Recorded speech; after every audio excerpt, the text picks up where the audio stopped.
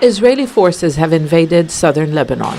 እስራኤል የደቡባዊ ሊባኖስ ነዋሪዎች ከአካባቢያቸው ለቀው እንዲወጡ ትዕዛዝን አስተላልፋለች። 10 መንደሮችን የሚያካትተው ይህ ማስጠንቀቂያዋ ለደህንነታችሁ ስትሉ ቢያንስ ከመኖሪያችሁ 1000 ሜትር መራቅ ይገባችኋልን ትዕዛዝ ያጠቃልላል። የእስራኤል ወታደሮች የሰፈሩባቸው አካባቢዎች የሚኖሩ ሊባኖሳውያንን ጨምሮ ሌሎች አዳዲስ ከተሞችና መንደሮች ነዋሪዎችንም ትዕዛዙ እንደሚያካትት ተገልጿል። ቴልአቪቭ ትዕዛዙን ካሳለፈች ሰዓታት በኋላ የሊባኖስ ብሔራዊ የዜና ወኪል ከእስራኤል በኩል አደገኛ ጥቃት ሊሰነዘር እንደሚችል የሚያሳይ መረጃን አጋርቷል። በሚያዝያ 17 የጸደቀው እስከ ግንቦት አጋማሽ እንዲቀጥል የተወሰነው የተኩስ አቁም ስምምነት በሁለቱ ወገኖች ተፈጻሚነት ከራቀው ሰነባብቷል። ቀድሞውኑም የተኩስ አቁም ስምምነቱ እንደማይዋጥለት ሲገልጽ የከረመው የሊባኖሱ ሄዝቦላ ስምምነቱ በታወጀ ከጥቂት ቀናት በኋላ ወደ እስራኤል ሰሜናዊ ክፍል ጥቃቶችን መሰንዘሩ ይታወሳል። በእነዚህ ጥቃቶች ቢያንስ እስከ 3 የሚደርሱ የእስራኤል ወታደሮች መሞታቸውም ተሰምተዋል። በአሜሪካ አደራዳሪነት የገቡበት የተኩስ አቁም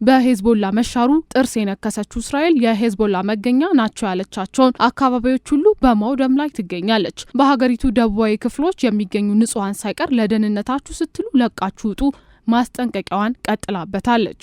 ዛሬ ላይም ከ10 የደቡባዊ ሊባኖስ መንደሮችና ከተሞች ለቃችሁ ውጡ ትዕዛዟን አስተላልፋለች። ቴልአቪቭ ትዕዛዙን ባስተላለፈችበት ሰዓታት ውስጥም የደቡባዊ ሊባኖስ አካል የሆነውን ሻሁር በፈጸመችው የአየር ጥቃት 2 ሰዎች ሞተዋል። ከተኩስ አቁም ስምምነቱ በኋላ ከ360 በላይ ሊባኖሳውያን በእስራኤል ጥቃት ስለመሞታቸውም ነው የተገለጸው።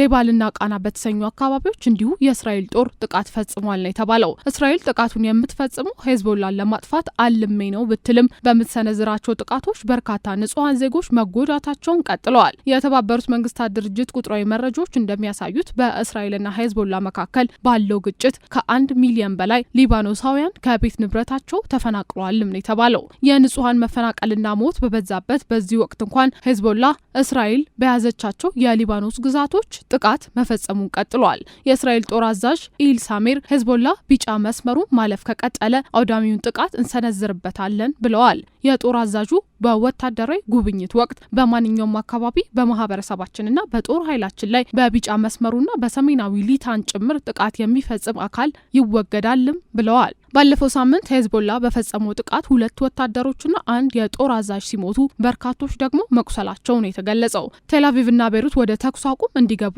ያደረገቻቸው ዋሽንግተን ሀገራቱ ወደ ሰላም ድርድር እንዲመጡ ጠይቃለች። የሊባኖሱ ፕሬዝዳንት ጆሴፍ ኦውን ወደ ሰላም ድርድሩ ለመምጣት የተኩስ አቁሙን እስራኤል በቅድሚያ ልታከብር ይገባታልም ነው ያሉት። እርሳቸው የእስራኤል መንግስት የተኩስ አቁሙን ያክብር ይበሉ እንጂ ሄዝቦላ በሌላ ጎን የሰላም ድርድሩን እንደማይቀበልና በእስራኤል ላይ ጥቃቱን እንደሚቀጥል ነው ያስታወቀው። ዓለም አቀፍ ተንታኞችም ቢሆን በሀገራቱ የተካረረውን ውጥረት በመመልከት ለይስሙላ የተደረገ የተኩስ አቁም ነው ይሉታል። እስራኤል ከሊባኖስ መንግስት ጋር ያደረገችው የተኩስ አቁም ስምምነት ምናልባትም ሄዝቦላን ቢያካትት ስምምነቱ ገቢራዊነትና የሰላሙ ጉዳይ ተስፋ ይኖራል የሚሉ ተንታኞችም አልጠፉም። በሌላ በኩል የሊባኖስ ከፍተኛ የፖለቲካ አመራሮች እስራኤል የጦር ዘመቻዋን እስካላቆመች ከሊባኖስ ሙሉ ለሙሉ ለቃ እስካልወጣች ድረስ የሰላም ጉዳይ ዘበት ነው የሚል ትንታኔያቸው አስቀምጠዋል። ያም ሆነ ይህ በሁለቱ ኃይሎች ውጥረት ሳቢያ የንጹሃን ጉዳይ እጅግ አሳሳቢ ደረጃ መድረሱን የተባበሩት መንግስታት ድርጅት መረጃ ይገልጻል። ከመጋቢት 2 አንስቶ